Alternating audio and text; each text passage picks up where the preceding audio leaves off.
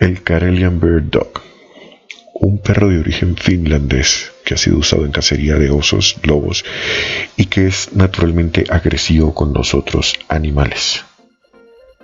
Con un tamaño medio de 60 centímetros el macho, 55 la hembra y 23 kilogramos el macho aproximadamente. En colores blanco y negro. Un perro recomendado para trabajo y que debe ser socializado muy bien, muy apegado a su amo y puede ser agresivo con los extraños, por eso no es recomendado para los niños. Muy bien amigos, y no olviden suscribirse a este su canal de YouTube. Gracias y hasta pronto.